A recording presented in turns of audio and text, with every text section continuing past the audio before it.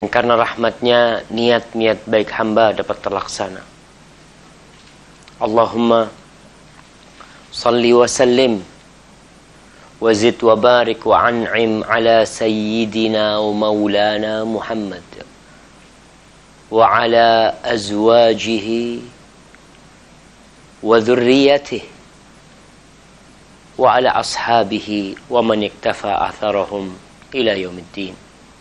Ya Allah, semoga salawatmu, salam, berkah dan nikmatmu senantiasa kau curahkan untuk hamba kekasihmu, untuk baginda Nabi kita Muhammad sallallahu alaihi wasallam. Ma'asyiral muslimin, kita nih banyak yang mengaku cinta kepada Rasul sallallahu alaihi wasallam. Tapi apa bukti cintamu? Paling tidak sholawat buat Rasul SAW, mengikuti sunnahnya, menghidupkan ajarannya, mencontoh beliau, dan banyak-banyak bersolawat kepada Rasul SAW. Coba kau bertanya, tiap hari kau berapa kali bersolawat buat Rasulullah SAW? Tiap hari, bukan hanya di satu waktu. Tepatnya pada hari Jumat kau harus lebih banyak bersolawat buat Rasul SAW. Nabi itu nggak butuh sama salawat kita. Nabi tidak memerlukan engkau membaca salawat untuk beliau, tapi kita yang perlu. Allah memerintahkan kepada kita untuk bersalawat kepada beliau alaihi salatu wassalam. Maka istilah waktu-waktu senggangmu, ingat, waktu-waktu senggangmu. Kalau nggak ada waktu senggang, jadikan waktu senggang untuk bersalawat buat Rasulullah SAW. Bikin waktu untuk bersalawat buat Nabi alaihi salatu wassalam. Masih ingat dengan hadis Ubay bin Ka'ab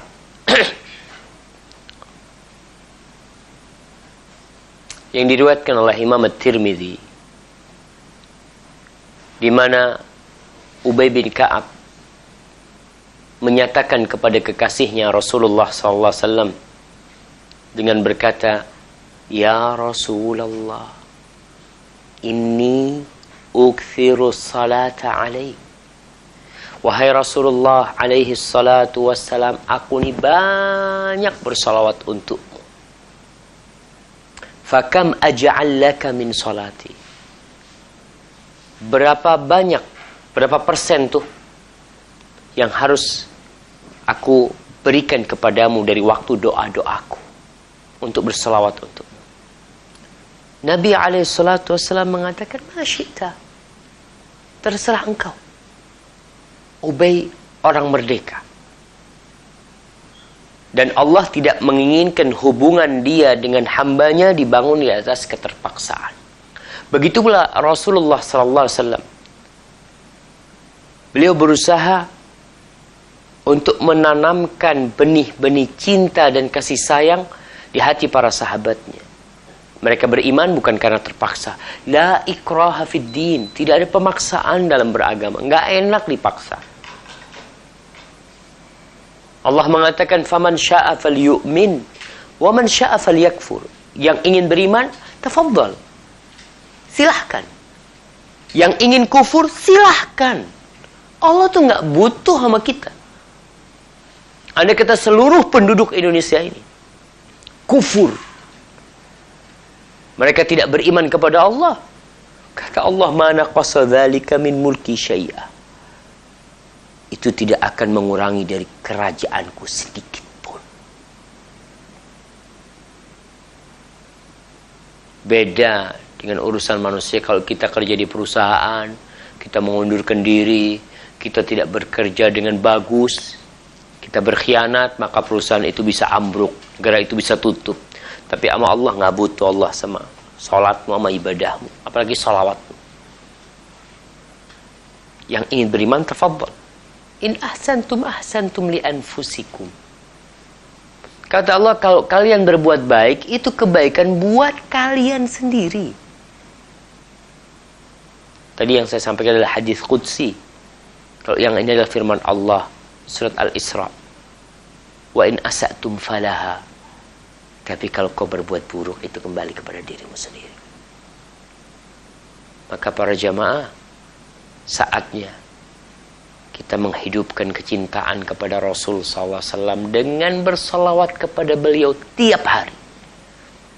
Ubay bin Ka'ab ketika mengatakan kepada Rasul SAW, aku ini banyak bersalawat kepadamu, wahai Rasulullah sallallahu alaihi wa ala alihi wasallam, berapa yang harus aku berikan untukmu dalam doa-doaku?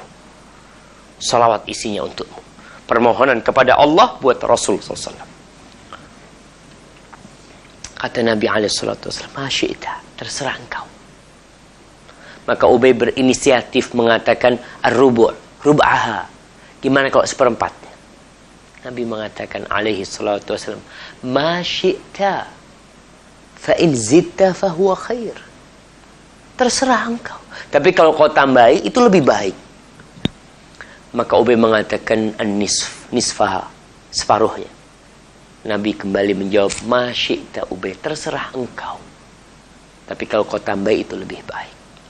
Maka Ubay berfikir kembali lalu menawarkan kepada kekasihnya alaihi salatu wassalam, ats-tsulutsain, tsulutsaiha, 2/3 doaku isinya salawat untukmu. Apa kata Rasul sallallahu alaihi wasallam? Kembali beliau menjawab, masyita, terserah engkau.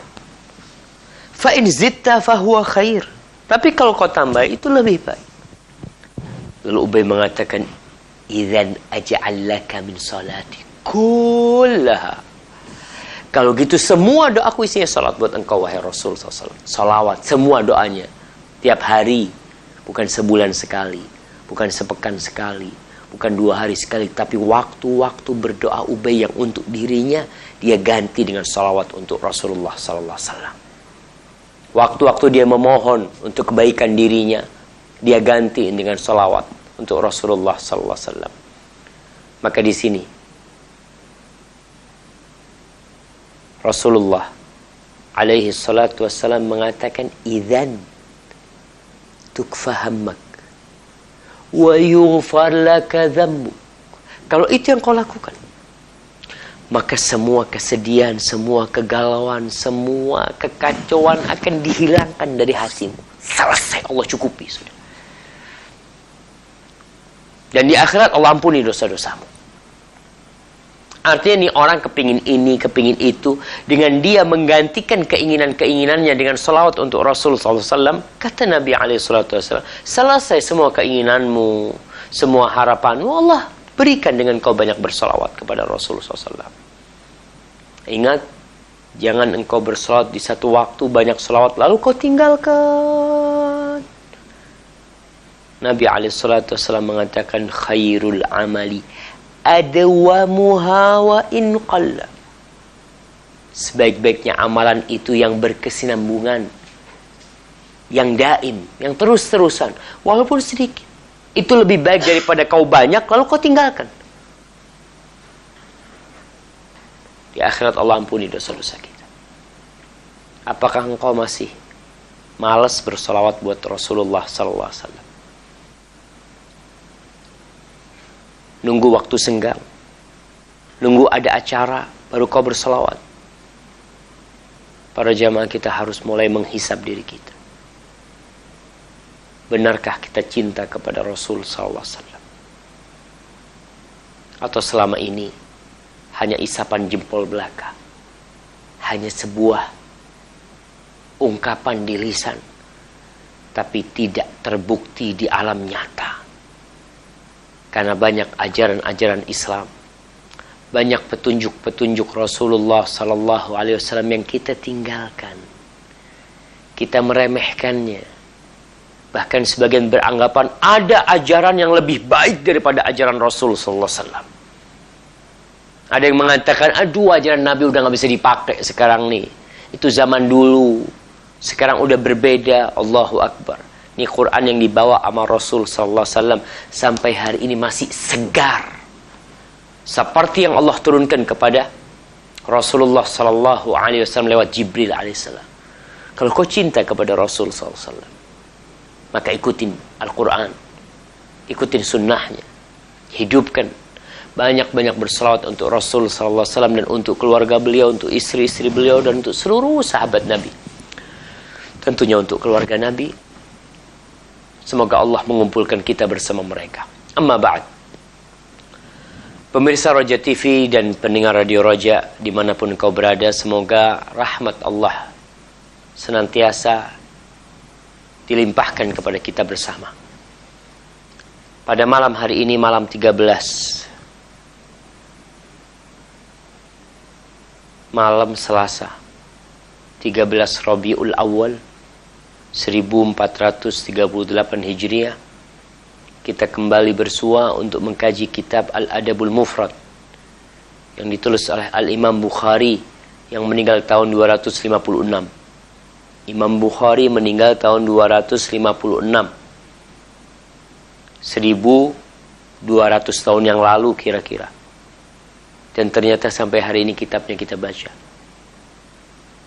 Beliau merangkum atau mengumpulkan dan menghimpun hadis-hadis Rasul sallallahu alaihi wasallam yang berkaitan dengan adab nih. Kalau kau cinta, kau pelajarin. Kalau kau cinta kepada Rasul sallallahu alaihi wasallam, khususkan waktu. Jangan cuma ngumpulin dunia. Cari dunia. Kajian kalau ada waktu. Dunia ada waktu, nggak ada waktu, kau luangkan waktu untuk cari dunia. Padahal kau tahu yang kau kumpulkan dari dunia itu akan kau tinggalkan. Ini warisan Rasulullah SAW, engkau remehkan. Maka para jamaah, 24 jam dari waktu yang Allah berikan kepada kita, kau tanyakan, berapa yang kau gunakan untuk mempersiapkan diri berjumpa dengan malaikat mencabut nyawa nanti. Imam Bukhari di bab 180 menulis babun la yasluhul kadhib. Bab nggak boleh berdusta. Di bab sebelumnya Imam Bukhari menyebutkan ada beberapa bentuk kebohongan yang diperbolehkan. Tapi aslinya kebohongan itu nggak boleh. Akan tetapi ada kondisi-kondisi tertentu yang diberikan rukhsah, dispensasi, orang akan berbohong. Boleh berbohong. 3 kondisi yang kita udah bahas. Yang pertama, pembicaraan suami kepada istrinya, istri kepada suaminya. Rayuan-rayuan antara keduanya untuk membuat suasana rumah menjadi indah. Itu nggak apa-apa. Seorang suami mengatakan kepada istrinya, Masya Allah, hatiku senantiasa berdebar ketika mendengar namamu. Masya Allah. Padahal bohong tuh dia. Tapi nggak apa-apa. Begitu pula sang istri. Ketika dia mengatakan, wahai suamiku, ana nggak tahu ya, hidup ini terasa hampa kalau kau tidak ada di rumah. Padahal dia suka kalau suaminya nggak ada di rumah. Kebohongan yang untuk mengembalikan keharmonisan dalam rumah tangga. Yang kedua, kebohongan untuk memperbaiki 2 orang yang bertikai, yang berseteru. Kita berusaha memperbaiki dengan ucapan-ucapan yang indah, yang mungkin sebenarnya ada kebohongan di situ antara kedua orang ini. Dan yang ketiga, ketika perang, itu diperbolehkan, termasuk strategi dalam peperangan diperbolehkan berbohong. Ini pendapat yang rajih dalam masalah kebohongan. Di bab 180, Imam Bukhari menekankan la yasluhul kadzib. Nggak boleh bohong tuh. Supaya kita setelah baca bab sebelumnya nggak bermudah-mudahan berdusta. Kalau bisa nggak berdusta dalam 3 hal itu pun kita nggak perlu berdusta. Tapi kalau dituntut berdusta, maka kau harus hati-hati. Jangan sampai dustamu itu akhirnya masuk kepada bab yang tidak boleh. Al-Imam Bukhari menyebutkan 2 buah hadis di sini. Yang pertama, beliau mengatakan qala haddatsana Musaddad qala haddatsana Abdullah ibn Dawud anil A'mash an Abi Wa'il an Abdullah anin Nabi sallallahu alaihi wasallam qala alaikum bis-sidqi fa inna as-sidqa yahdi ila al-birr wa innal birra yahdi ila al-jannah wa innar rajula yasduqu hatta yuktaba 'inda Allah siddiqan wa iyyakum wal kadhib fa innal kadhiba yahdi ila al fujur wal fujura yahdi ila an-nar wa innar rajula la yakdhibu hatta yuktaba 'inda Allah kadzaban. Imam Bukhari mengatakan telah mengajarkan kepada kami Musaddad, dia berkata telah mengajarkan kepada kami Abdullah bin Dawud, dia meriwayatkan dari Al-A'mash, dia meriwayatkan dari Abi Wa'il, Abu Wa'il meriwayatkan dari Abdullah bin Mas'ud radhiyallahu taala anhu. Abdullah bin Mas'ud meriwayatkan dari Nabi alaihissalatu wassalam bahwa beliau berkata, alaikum bisidqi, kalian harus jujur, harus jujur. Allah mengatakan, ya ayyuhalladzina amanu taqullaha wa kunu ma'as sadiqin. Wahai orang-orang yang beriman, bertakwalah kalian kepada Allah dan kalian bergabunglah dengan orang-orang yang jujur. Ayat ini memerintahkan kita untuk mencari teman yang jujur, untuk bergabung dengan orang-orang yang jujur. Tidak duduk bersama dengan pembohong-pembohong dan penipu-penipu. Maka hati-hati, orang yang bergabung di media-media yang penuh dengan tipu daya, di sana penuh dengan kebohongan, engkau harus tinggalkan tempat itu dan bertakwa kepada Allah. Jangan berkata, aku nggak berbohong. Iya, kau nggak berbohong, tapi kau berkumpul dengan para pendusta. Allah melaknat para pendusta. Allah berfirman, ya ayyuhalladzina amanu taqullaha wa qulu qawlan sadida yuslih lakum a'malakum wa yaghfir lakum dhunubakum wa man yuti'illaha wa rasulahu faqad faza fawzan 'azima. Kata Allah, wahai orang-orang yang beriman, ingat yang beriman yang dipanggil. Bertakwalah kalian kepada Allah dan katakan perkataan yang benar. Hati-hati nih. Kita kadang-kala nggak bohong tapi menyebar kebohongan. Hoak-hoak tuh yang kadang-kala masuk ke HP kita. Kita ingin menjadi orang pertama yang menyebarkan. Kalau itu kebaikan dan kebenaran, kau perlu berpikir, perlu nggak aku sebarkan? Jangan-jangan ketika aku sebarkan jadi masalah. Karena ada orang lain yang tidak memahami dengan benar. Ini orang nggak tahu itu benar atau salah, tapi ingin menjadi orang yang pertama kali menyebarkan, dan akhirnya dia minta maaf. Afwan, ternyata yang Anda sebarkan kemarin dusta. Allah mengatakan, bertakwalah kalian kepada Allah dan katakan perkataan yang benar. Jadi kita mau ngomong tuh mikir. Ma yalfidhu min qawlin illa ladaihi raqibun atid. Allah berfirman, tidak ada satu ucapan yang keluar dari seseorang kecuali ada malaikat yang mencatat dan mengawasinya. Hati-hati. Kalau kita jujur, yuslih lakum a'malakum. Allah akan perbaiki perbuatan kalian. Kita ini jujur dalam berucap, perbuatan kita akan Allah perbaikin. Amalan kita diperbaiki sama Allah. Wa yaghfir lakum dzunubakum, dosa kalian akan diampuni sama Allah. Kalau kalian jujur. Maka dalam hadis ini Nabi alaihissalatu wasallam menekankan alaikum bisidqi. Kalian tuh harus jujur. Kenapa? Fa inna sidqa yahdi ilal bir. Kejujuran itu akan membuka jalan-jalan menuju kepada kebaikan. Kau jujur, akan ada lorong-lorong kebaikan yang terbuka karena kejujuranmu. Dan bisa kita lihat orang-orang yang jujur dalam ucapannya, jujur dalam pekerjaannya, maka akan banyak jalan kebaikan yang Allah tunjukkan kepada dia. Wa innal birra yahdi ilal jannah, dan kebaikan itu akan mengantarkan ke surga. Jadi kuncinya itu jujur tadi. Ketika kau jujur, maka akan diantarkan dirimu kepada jalan-jalan kebaikan, dan jalan-jalan kebaikan itu sejatinya akan mengantarkanmu ke surga. Manusia dalam kehidupan ini berjalan terus dia. Berjalan dia menuju kemana? Menuju surga atau neraka. Jalan yang dia lalui itu dua, nggak ada yang lainnya. Imma tariqun ilal jannah wa imma tariqun ilal nar. Itu jalan menuju surga atau jalan menuju neraka. Dan kebaikan akan mengantarkanmu ke dalam surga Allah Subhanahu wa taala. Lalu Nabi mengatakan, wa innar rajula yasduqu hatta yuqtab indallahi siddiqan. Ada orang yang jujur. Yasduq ini berusaha untuk terus jujur. Karena nggak gampang. Kalau mungkin dalam kehidupan biasa, kita jujur mungkin gampang. Tapi kalau sudah ada urusan, kejujuran kita akan menyebabkan kita di penjara, atau kejujuran kita akan membuat kita rugi,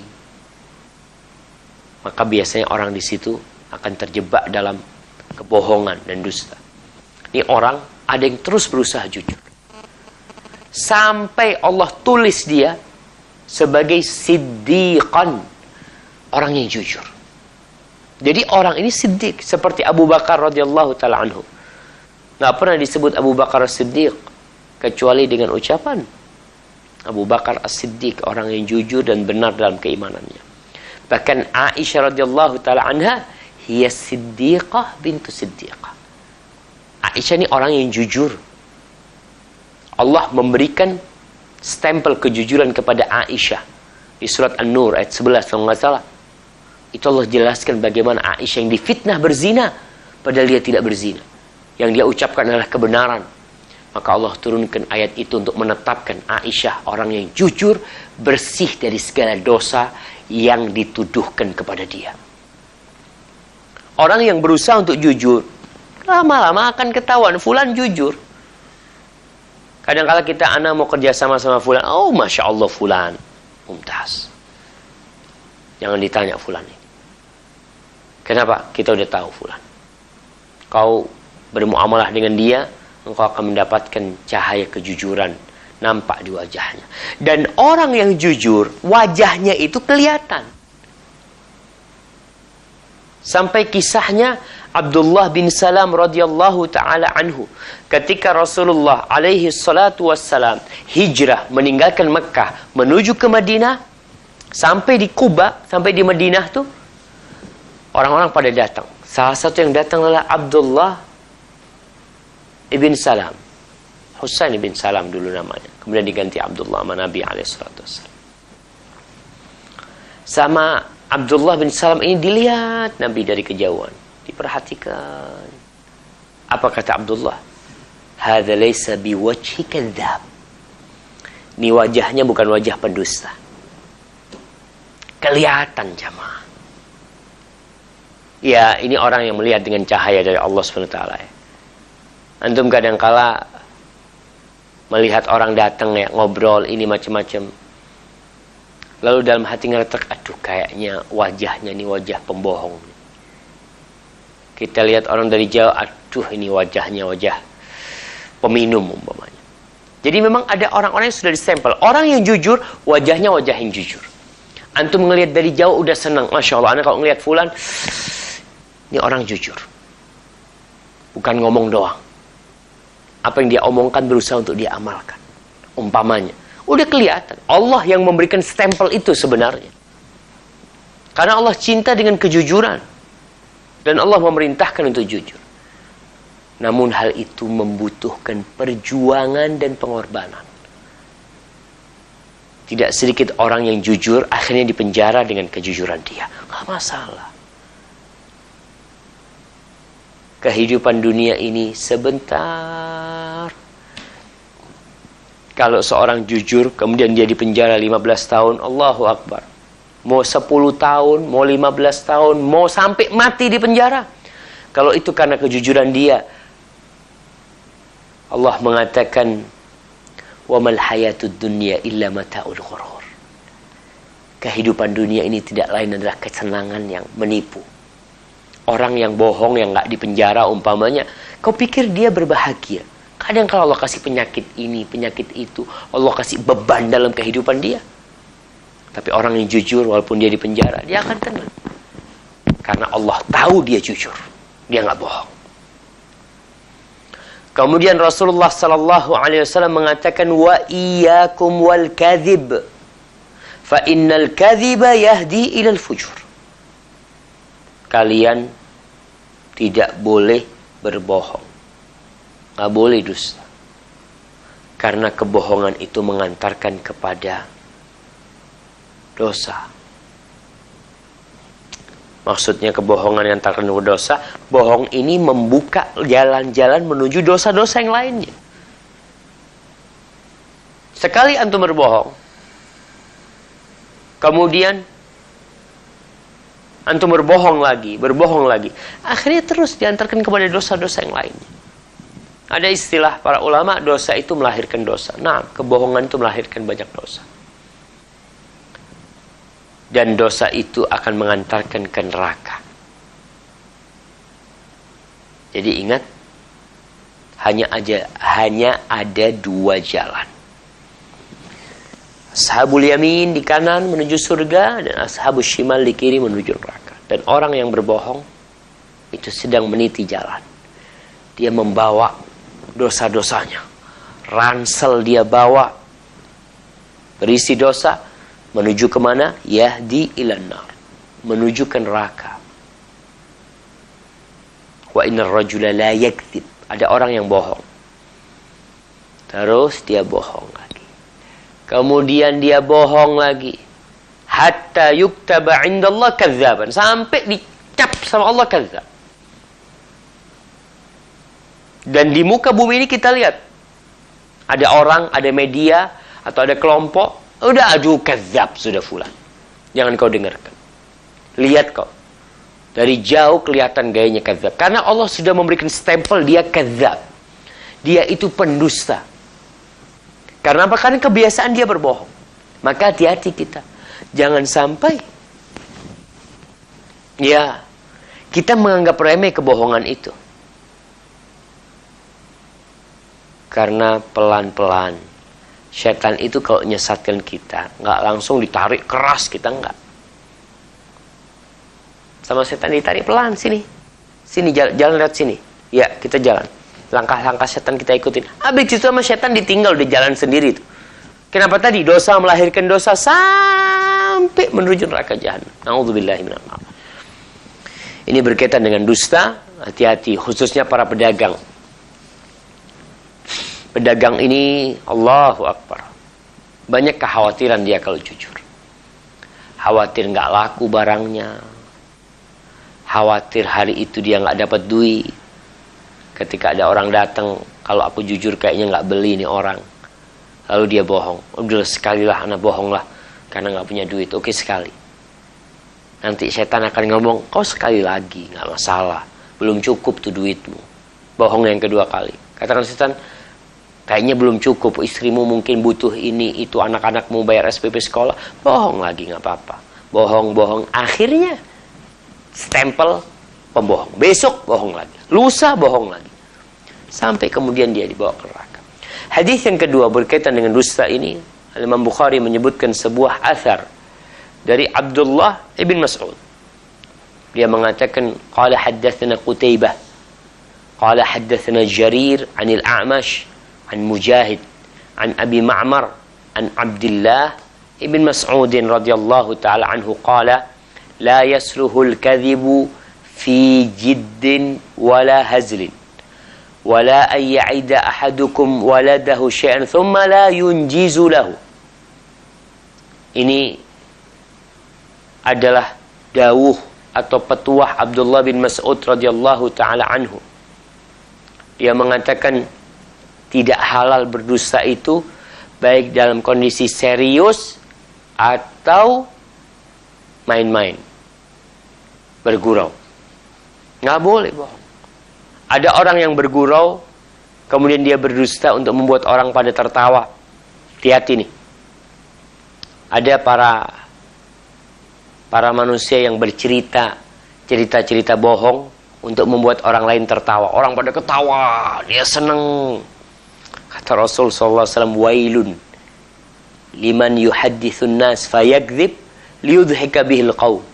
Fawailul lahu thumma wailul. Celaka buat orang. Celaka, dengarkan nih. Nabi mendoakan kecelakaan, kesengsaraan buat orang yang berbincang dengan orang lain dan berdusta. Tapi tujuannya baik, untuk membuat orang itu tertawa. Maka celaka buat dia. Ibnu Mas'ud menjelaskan dalam hadis, dalam ucapannya ini, nggak boleh bohong.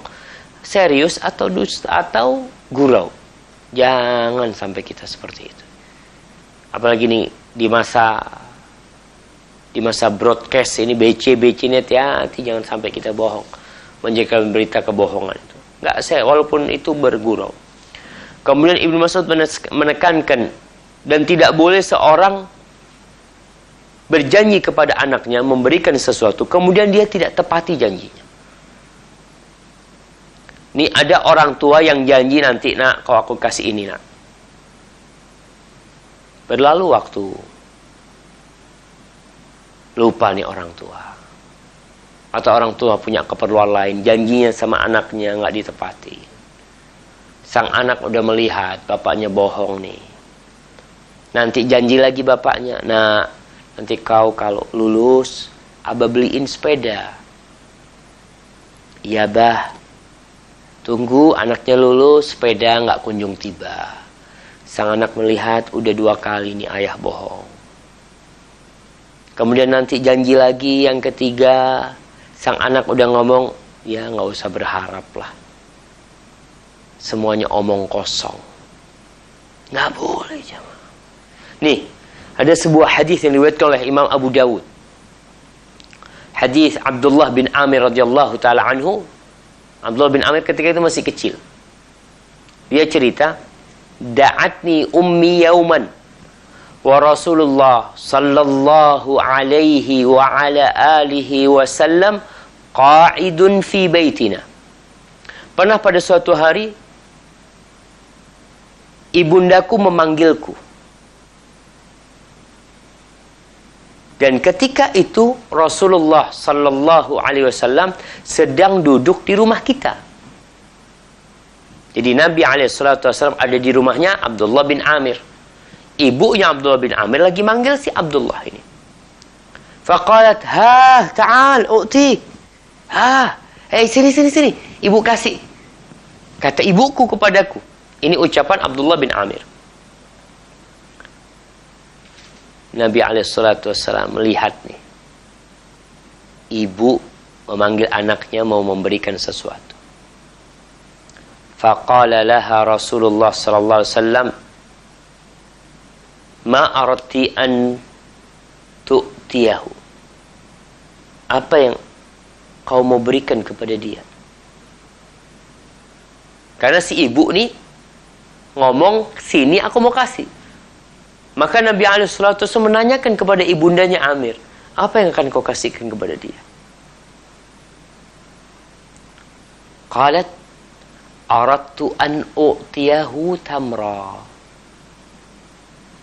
Kata ibunya, ya Rasulullah, aku mau ngasih dia kurma.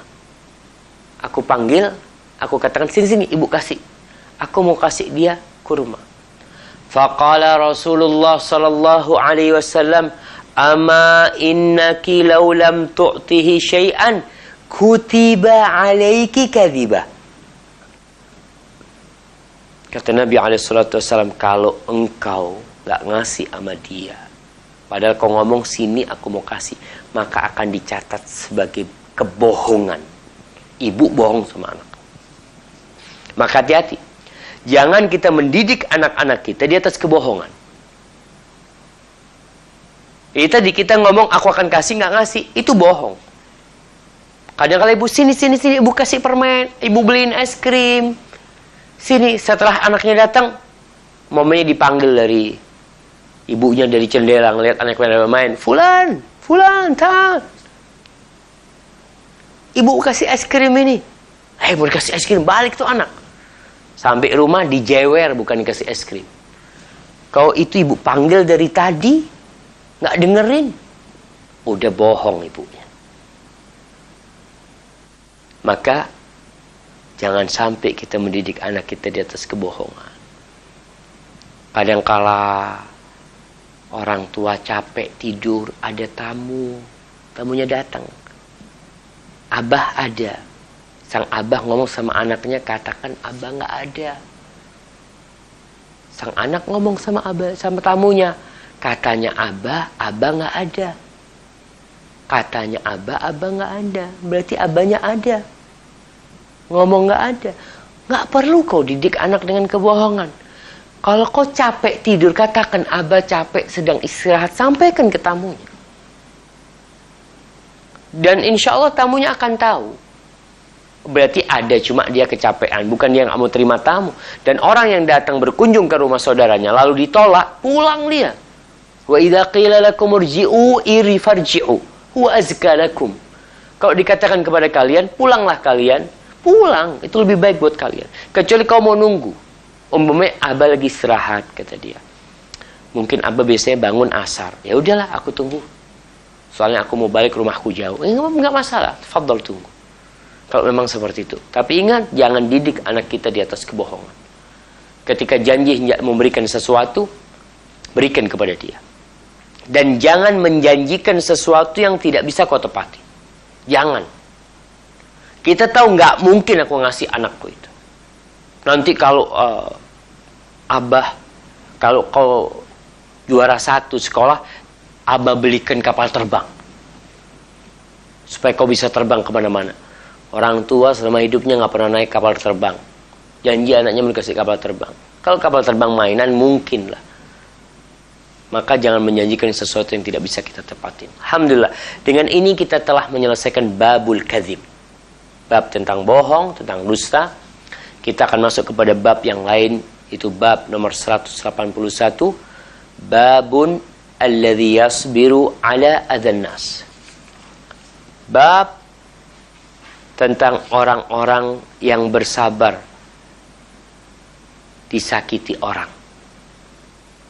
Orang yang bersabar diganggu orang. Di bab 182 itu bab as-sabr 'alal adza. Bab sabar mendengarkan cacian, ucapan-ucapan yang menyakitkan hati. Kita sabar. Baik, kita bahas bab 181 dulu. Yaitu bab alladzi yasbiru 'ala adzan nas. Orang yang bersabar diganggu manusia. Al-Imam Bukhari menyebutkan sebuah hadis. Dia mengatakan haddatsana Adam qala haddatsana Syu'bah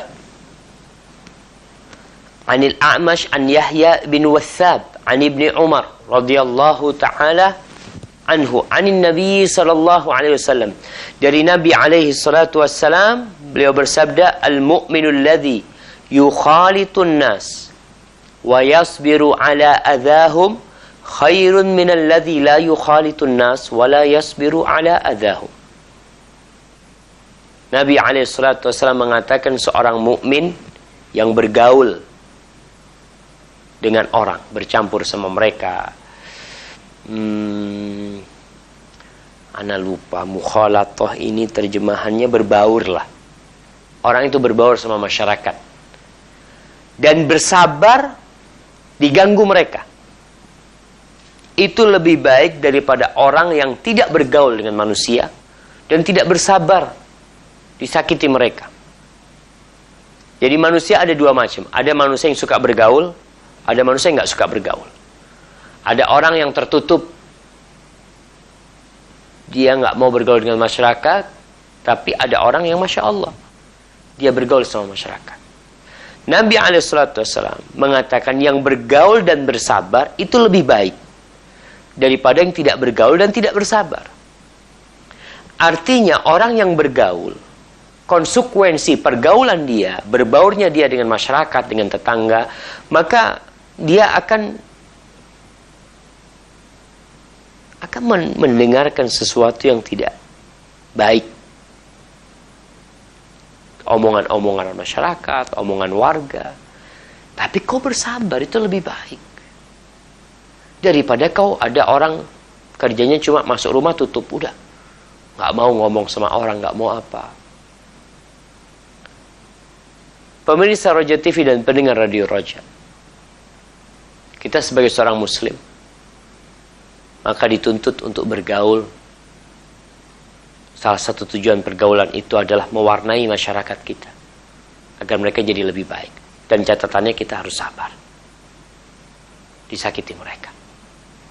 Cuma perlu tahu juga kita, jangan sampai pergaulan kita, karena kita terlalu berbaur sama masyarakat, sehingga waktu kita untuk Allah jadi berkurang. Ada orang yang Masya Allah, karena terlalu baik ya sama masyarakat itu, tamunya nggak berhenti-berhenti. Main futsal sama sahib-sahibnya, Masya Allah. Nanti abis maghrib main karambol umpamanya. Nanti abis isya main apa, bergaul terus. Ingat, kau itu tidak diciptakan untuk bermain-main. Tapi maksud pergaulan di sini Kau membantu mereka, kau berbuat baik sama mereka. Ingat, waktumu itu mahal sekali. Artinya kita harus memberikan waktu kita untuk baca Al-Quranul Karim, untuk berzikir, untuk sholat. Maka ada orang yang karena terlalu lepas bergaul, akhirnya nggak punya waktu untuk mendekatkan diri kepada Allah. Dan ada orang yang tertutup. Maka seorang muslim harus bisa menempatkan dirinya. Dengan siapa dia bergaul, dan kapan dia bergaul, apa yang seharusnya dia lakukan dalam pergaulan itu, dalam pembauran dia dengan masyarakat, sehingga dia bisa memberikan manfaat kepada masyarakat. Karena orang yang paling baik adalah orang yang paling bermanfaat untuk orang lain. Itu orang yang paling baik. Baik. Bab ini kita lanjutkan dengan bab yang selanjutnya, yaitu bab as-sabru 'alal adza. Sabar diganggu orang. Sabar disakiti orang. Al-Imam Bukhari menyebutkan di sini beberapa hadis. Ada 1, 2, nah, kayaknya 3 hadis. 2 hadis, nah, menyebutkan 2 hadis ini. Yang pertama, Imam Bukhari mengatakan haddatsana Musaddad qala haddatsana Yahya bin Sa'id an Sufyan qala haddatsani al-A'mash an Sa'id bin Jubair an Abi Abdurrahman As-Sulami an Abi Musa Al-Ash'ari an Nabi sallallahu alaihi wasallam laysa ahadun aw laysa shay'un asbar ala adhan yasma'uhu min Allah azza wa jalla innahum la yad'una lahu waladan wa innahu la yu'afihim wa yarzuquhum. Sabar, tabahlah kita diganggu orang. Ini makna sabar, ini maksudnya ini tabah mendengarkan sesuatu yang menyakiti. Rasulullah SAW mengatakan tidak ada seorang pun, tidak ada sesuatu pun yang lebih tabah diganggu mendengarkan sesuatu yang menyakiti daripada Allah SWT. Nggak ada yang lebih tabah dari Allah SWT. Artinya kesabaran Allah ini, Allah tidak langsung memberikan sanksi kepada orang-orang yang menyakiti Allah. Manusia tidak bisa menyakiti Allah, tapi dia bisa mengeluarkan kata-kata yang tidak pantas seharusnya. Yang Allah kalau mau memberikan sanksi, Allah ingin menghukum orang itu, bisa sekaligus waktu dia mengatakan hal itu. Tapi Allah tabah, Allah buka pintu taubat, mungkin dia akan kembali kepada Allah. Di sini disebutkan bagaimana bentuk ketabahan Allah disakiti oleh hamba-hamba ini. Innahum la yadda'una lahu waladan. Ini orang mengklaim Allah punya anak. Orang mengklaim Allah punya istri. Mengklaim Allah kayak gini, kayak gitu. Ada yang anak Tuhan macam-macam. Tapi Allah tetap memberikan afiah kepada orang-orang. Tetap memberikan rizki kepada mereka. Bayangkan. Berapa banyak dosa orang-orang yang menyakiti Allah? Banyak. Tapi Allah tetap kasih rizki.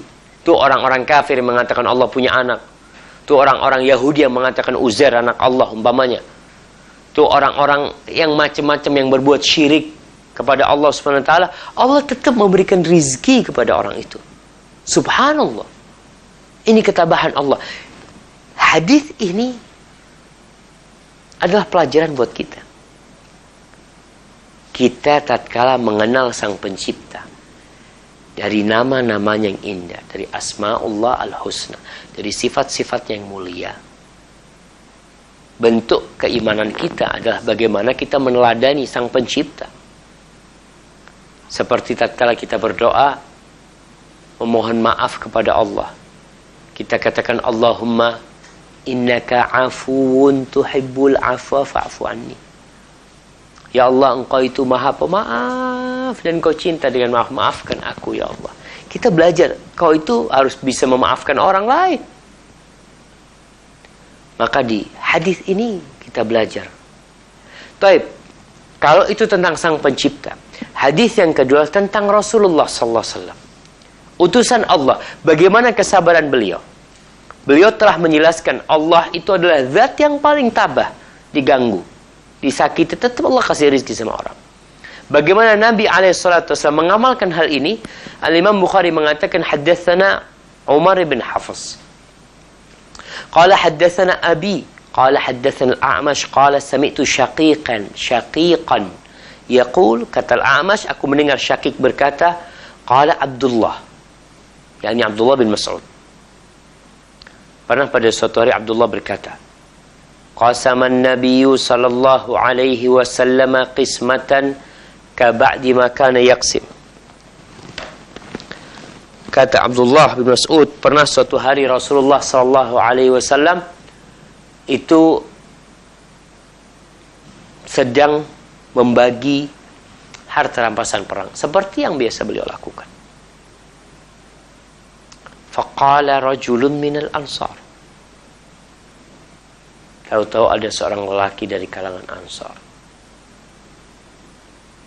Dia berkata, melihat Nabi SAW bagi-bagi.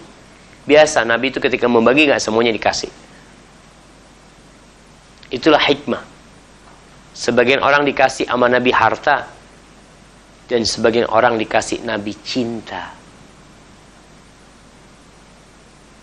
Orang-orang Ansar itu lebih dicintai sama Rasul SAW daripada orang-orang Quraisy yang baru masuk Islam tuh. Maka orang-orang Quraisy dikasih harta, orang Ansar dikasih cinta. Ini sahabat Ansar melihat Nabi SAW lagi bagi, nggak semuanya dapat.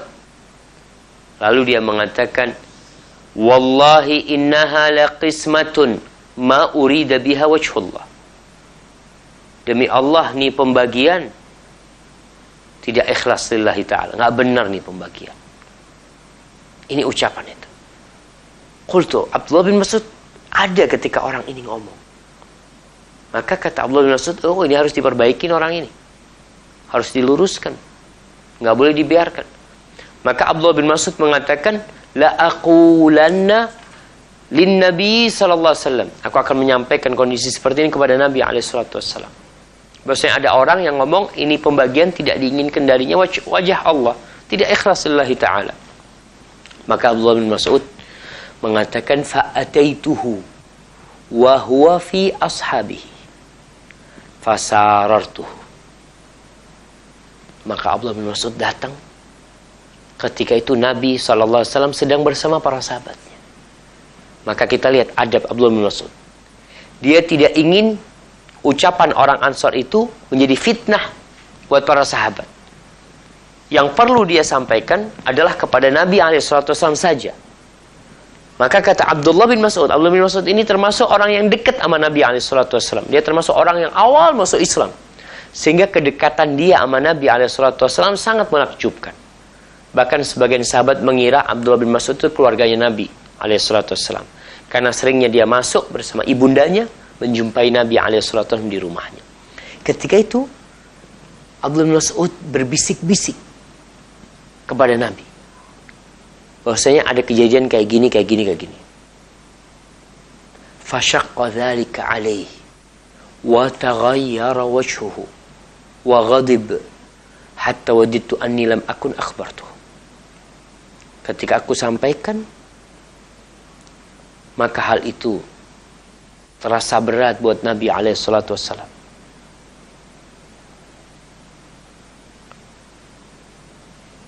Nabi mendengarkan ternyata ada sahabat yang kayak gitu, berat buat Nabi SAW.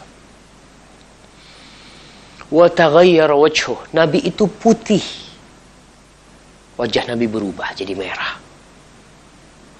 Wa ghadib, beliau marah. Kenapa?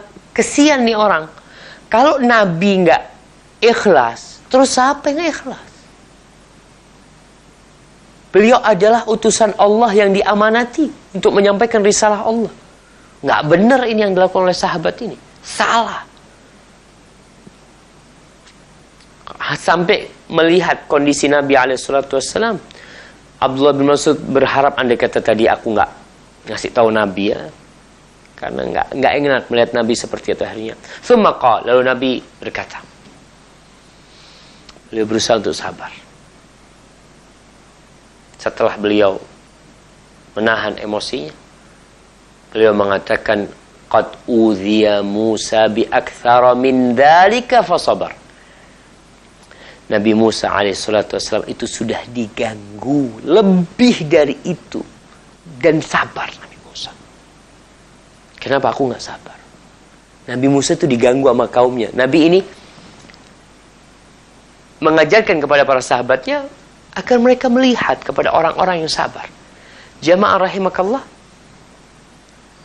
orang itu kalau sudah sampai tingkat sebagai pendakwah, menyampaikan, maka akan banyak yang nyakitin dia. Di surat Al-Asr Allah mengatakan, wal asri innal insana lafi khusr illa alladhina amanu wa amilus salihan. Kecuali orang-orang yang beriman. Manusia itu berada dalam kerugian kecuali orang-orang yang beriman dan beramal soleh, wa tawasaw bil haq wa tawasaw bis sabr. Dan dia menyampaikan kepada kebenaran, atau menyampaikan kebenaran, mengajak kepada Allah, wa tawasaw bis sabr. Dan dia bersabar. Karena kalau sudah sampai tingkat menyampaikan, ada banyak orang yang tidak suka sama engkau. Engkau akan dimusuhin sama orang. Orang akan menyakiti dirimu. Tapi tugas kita bersabar.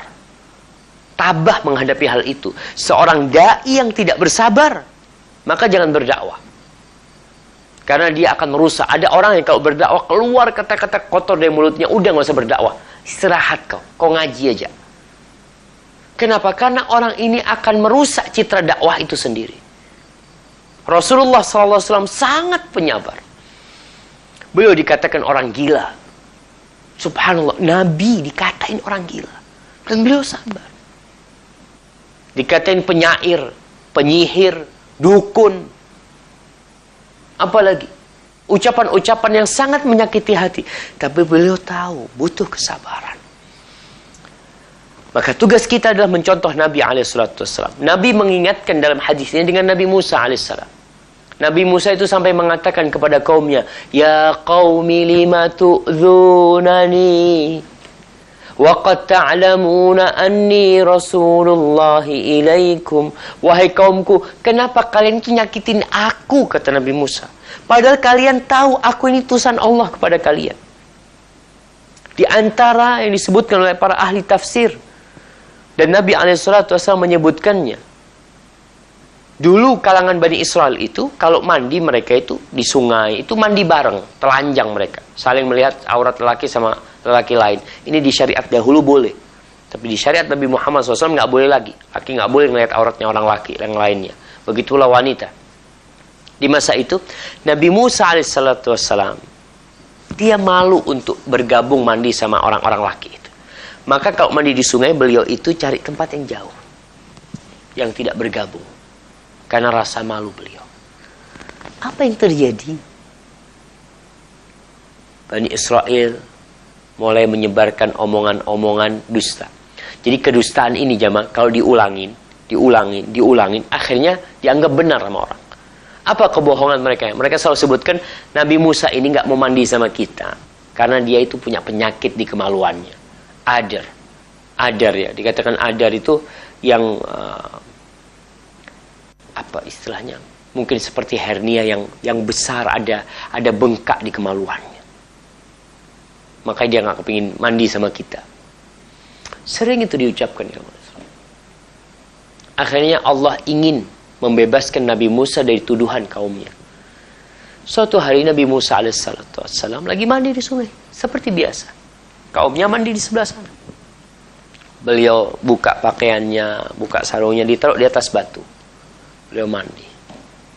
Beliau lagi mandi, bajunya yang ada di atas batu itu dibawa lari sama batu. Batunya lari. Ini mukjizat Allah SWT. Maka Nabi Musa langsung ambil tongkatnya mengejar itu batu. Dipukul itu batu. Thawbi hajar, sampai melewati Bani Israel yang mandi. Bani Israel itu melihat batu bisa lari. Tapi ternyata yang mereka lihat bukan batu itu. Yang dia lihat kemaluannya Nabi Musa alaihissalam. Dilihat, oh ternyata Nabi Musa nggak penyakitan seperti yang kita katakan. Bayangkan sampai seperti itu jemaah. Ini kesabaran para nabi. Maka seorang yang berdakwah, yang menyampaikan, yang bergaul dengan masyarakat muslim, dia harus bersabar. Dia akan disakiti, dimusuhin, mungkin diboikot macam-macam. Mungkin ada tuduhan-tuduhan yang nggak benar, dikatakan ini aliran sesat, ini pengikut ini, macam-macam. Allah berfirman di surat Asy-Syura ayat 43, "Walaman sabara wa ghafara inna dzalika min azmil umur." Sesungguhnya bagi orang yang bersabar dan memaafkan, mengampuni orang itu, di situ itu adalah tanda keimanan yang kuat dari seseorang. Balaslah keburukan orang dengan kebaikan. Karena tidak, ya kalau kita bicara, boleh nggak kalau orang itu mencela kita, kita mencela dia? Boleh, tapi Allah katakan idfa' billati hiya ahsan. Wa la tastawil hasanatu wa las sayyi'ah. Idfa' billati hiya ahsan. Balaslah dengan yang lebih baik. Karena kehidupan ini ingin kita rubah menjadi lebih baik. Kita tidak ingin membuat masalah lebih besar. Maka balaslah dengan yang lebih baik. Fa idzal ladzi bainaka wa bainahu adawatun ka'annahu waliyyun hamim. Permusuhan yang ada antara engkau sama dia, dengan engkau membalas dengan cara baik, jadi seperti teman yang sangat kental, yang sangat baik denganmu. Dan Allah berfirman di surah An-Nahl ayat 126, "Wala in sabartum la huwa khairul lisabir." Kalau kalian sabar digangguin orang itu lebih baik buat orang-orang yang sabar. Kalau kalian tabah menghadapi mereka. Allah mengatakan kepada Rasulnya SAW, "Fasbir kama sabara ulul azmi minar rusul." Wahai Muhammad alaihissalatu wassalam, bersabarlah engkau seperti kesabaran ulul azmi minar rusul. Nabi-nabi penyabar yang dapat cobaan besar. Siapa? Nabi Nuh, Nabi Ibrahim, Nabi Musa, Nabi Isa. Itu mereka disebut ulul azmi minar rusul. Nabi diperintahkan untuk bersabar menghadapi mereka.